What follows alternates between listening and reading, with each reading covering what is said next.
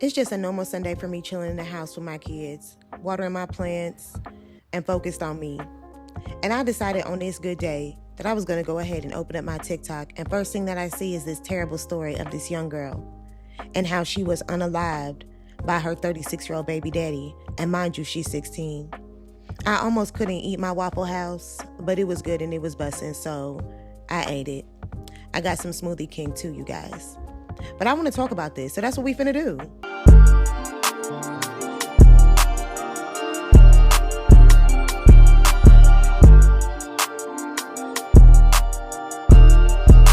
Thank you for tuning in to another episode of Doing Better with Bree. It's your girl Bree. Baby, we have some things to talk about. If you're new here, welcome. If you're returning, hey y'all. And don't forget to like, share, and subscribe. Turn on those notifications. Now, we are going to be having a conversation, you guys. A conversation that just really, it's not an easy or pleasant one to have. But we got to talk about these things. And we need to bring light to cases like this. Because this type of stuff, I don't know if it's going to stop happening, but maybe we can slow it down. So today we're going to talk about the unfortunate case of Zariah Dodd, the 16-year-old girl who was ultimately unalived by her 36-year-old baby daddy. Yeah, you heard me right. 36-year-old man gets a 16-year-old teenage girl pregnant, and she was unalived by her baby daddy and his 18-year-old accomplice. So I'm guessing he hired a YN to help him take her out. At this point, we don't have any more reason to look any further for a motive. We know what the motive is for him unaliving her. He knew that if he got out that she was 16 years old and pregnant with his child, that it was not going to be good for him at all. He was going to go to jail. So he decided to go ahead and still go to jail, but this time taking her out and the baby completely. Okay. And the 18-year-old accomplice is probably the YN he paid to do it. But her body was found in a park, unfortunately. Now, when this news broke about these two men getting arrested for her unaliving, this girl's father had the audacity to come on TV and, say something. We have a Fox 10 News alert just coming into the newsroom. 2 people have been arrested in the murder of a pregnant teenager at a Valley Park. Yeah, the suspects in the murder of 16-year-old Zariah Dodd have now been identified as 18-year-old Jacree James Gillette and 36-year-old Jarrell Davis. Davis was the father of Zariah's unborn child. He's been booked for murder and sexual misconduct with a minor. The other suspect, James Gillette, was booked for murder. The investigation also revealed that the 2 suspects conspired to commit and carried out the homicide. Now, Zariah was murdered back on July 5th. Her body was found at Maryview Park just hours after she went missing from a group home in Surprise. Her biological family had tried to get her out of DCS custody, and they're upset that more wasn't done to protect her and her unborn child. A vigil for Zariah will happen tonight at Maryview Park. The funeral is set for Saturday. You can count on Fox 10 to continue to update you as this case develops all throughout the day, on air, of course, and on our website, fox10phoenix.com. But this man really had the audacity to get on air and say something about his 16-year-old pregnant daughter who was pregnant by a 36-year-old man. Where were you, sir? Police remain tight-lipped with no real updates, calling this an ongoing investigation. But how did Zariah Dodd get from a group home in Surprise to a park in Maryvale where she was found shot and killed? Surprised that y'all called me and my family down here to do this, but ain't no faith there. A struggle for Silquane Bernard to stay optimistic, hoping his daughter gets justice. The pregnant teen found dead with a gunshot wound at Maryview Park in Phoenix on the morning of July 5th. I don't believe she was murdered there. I believe she was dumped there. In Phoenix PD's media advisory, officials list the victim as an adult woman. They had stated it was a 20-year-old woman found in the park. They never even mentioned anything about pregnancy. It was just a 20-year-old woman found in the park. But the case report number provided to Fox 10 by Phoenix PD matches the same case number that Zariah's family has been given. Again, she was 16 years old and left Sunrise Residential in Surprise at 8 p.m. on July 4th, reportedly telling staff she was going for a walk. The group home called police just after midnight of the 5th. Her body discovered later that morning in Phoenix. All we've ever wanted to do is get Zariah, raise her, and make sure she was a productive citizen out here. Her uncle Eric Polk says her family tried to get custody of her after she had lived in numerous group homes, but were met with challenges by the Department of Child Safety. Are my glasses straight? I'm glad you guys are picking up the story because, again, this is her story, but this is many other stories that are happening to these kids and these teens that are not being watched after. How in the hell does a 16-year-old get pregnant in the system? A spokesperson for Sunshine Residential Homes says law enforcement and DCS were notified promptly once she didn't come back. Zariah's family feels this could have been prevented. Questions remain: who was she last with? Why was she shot and killed? And who abandoned her body at a park? He was nowhere to be found. Why was he nowhere to be found? Because he was out doing him. This young girl allegedly was moved around, from what I'm hearing, from foster care system to relatives' house and all over. She was just living a wild life for a teenage girl already.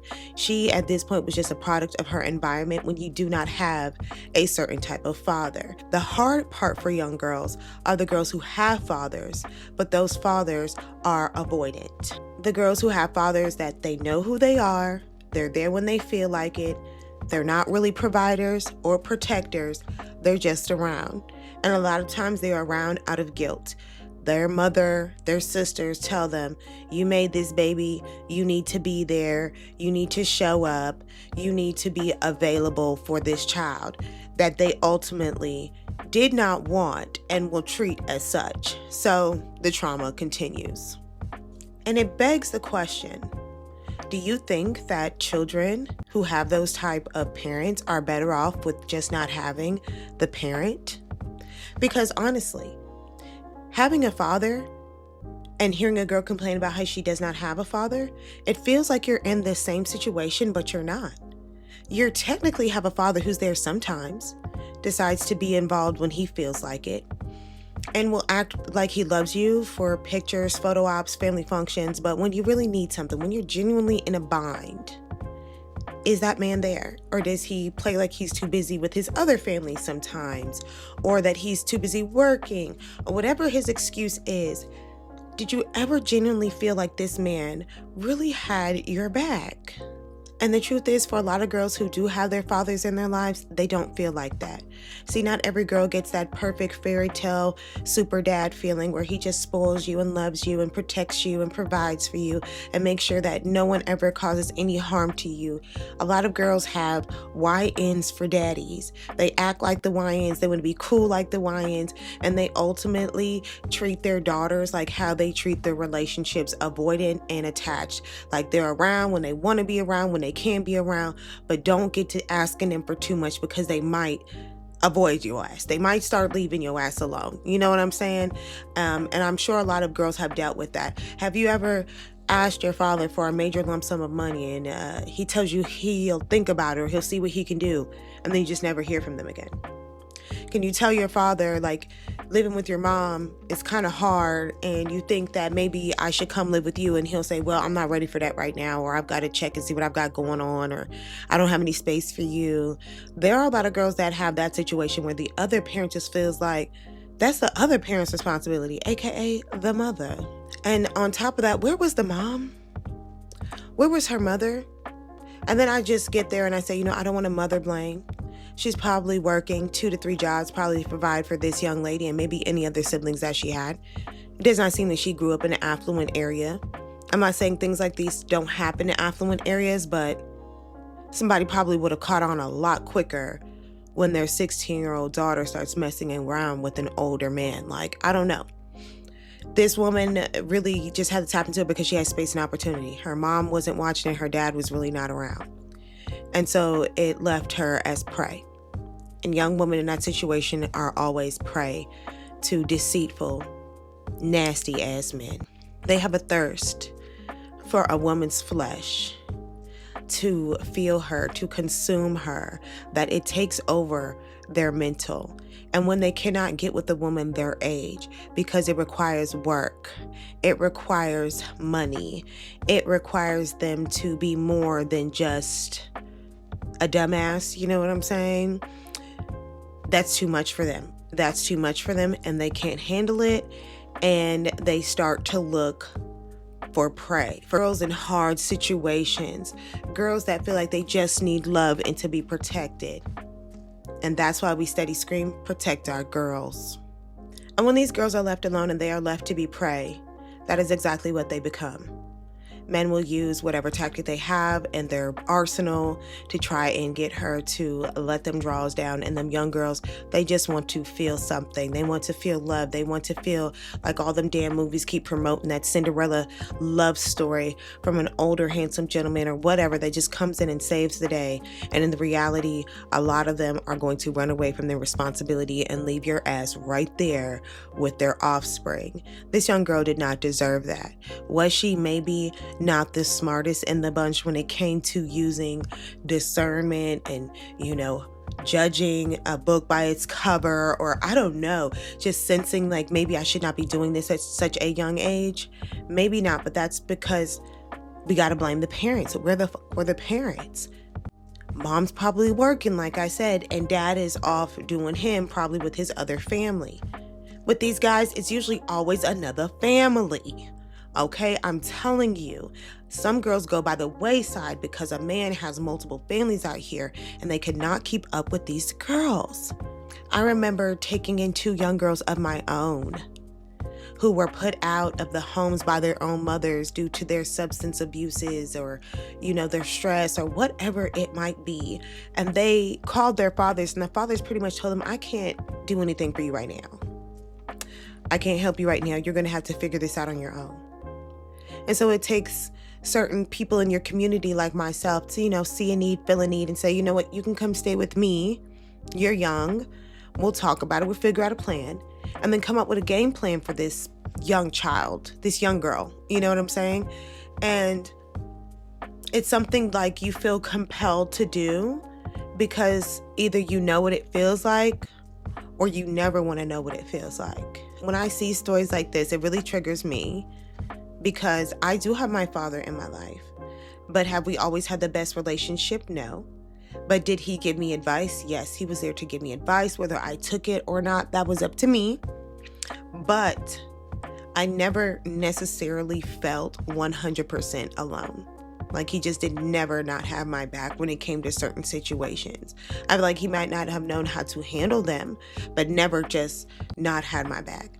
Or allowed me to stay with him when things got hard with my mother, or I just wanted to change environments.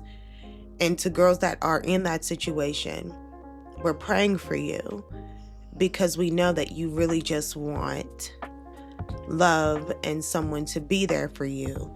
And sometimes when you're young, you look for love in all the wrong places. And doing that is so dangerous to yourself and your mental health, and sometimes your life. This girl did not deserve to lose her life for sleeping with some old mid-30s man who could not handle what he had done and decided to lash out. And I'm just in here thinking like, Bree, what can we do better? In this situation, what we can do better moving forward as a society and how we interact, especially with our Black girls, maybe get a mentor, do some type of mentoringship, whatever you can do. Do not leave your young daughters unattended just so that you can go and work. You will end up having to be a grandma early or find out that some man has been coming over while you have been at work and doing some things with your child. Mentorships, buddy system. I don't care. Yes, teenagers need babysitters because what? They do not need to be left unattended for too long, especially the girls. The girls, they get to acting around crazy with these boys, and these boys, all they got to do is flex some money and give them a little bit of food and they going. a little bit of money, a little bit of food, and your daughter is going. You can keep your child's schedule so busy that they don't have time to do nothing other than sleep when they have free time. When your child has free time and they are remaining idle is when chaos erupts and when they start doing other stuff. See, when your child has a jam-packed schedule, there is something that they are doing every hour of the day that is productive for them, then the chances of them falling into some type of ghetto ass situation is a little bit less. You understand? They're too busy moving from point A to point B, doing this and that, learning this and that. Okay, I especially recommend that when the child gets around 9th grade. See, elementary, you don't want to do too much because they still close to home. Middle school, they start doing a lot.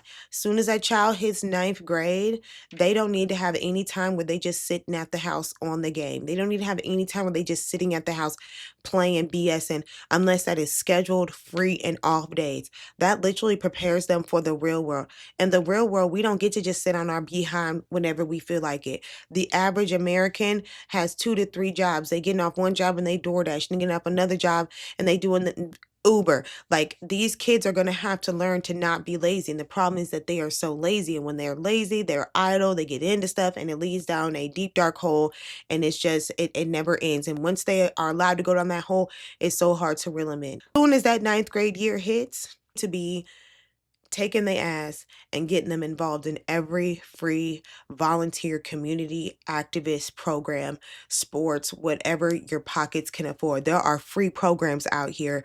You can do tutoring. They be having tutoring at some of these places that are free. Keep that child busy. So yes, keep your kids busy. You guys drop down in the comments what you feel about this case. How do you feel about this whole situation? A 36-year-old man dealing with such a young girl. How do you feel about the parents? How do you feel about the father? Did you even watch it? What are you guys' opinions? Let's get the conversation started.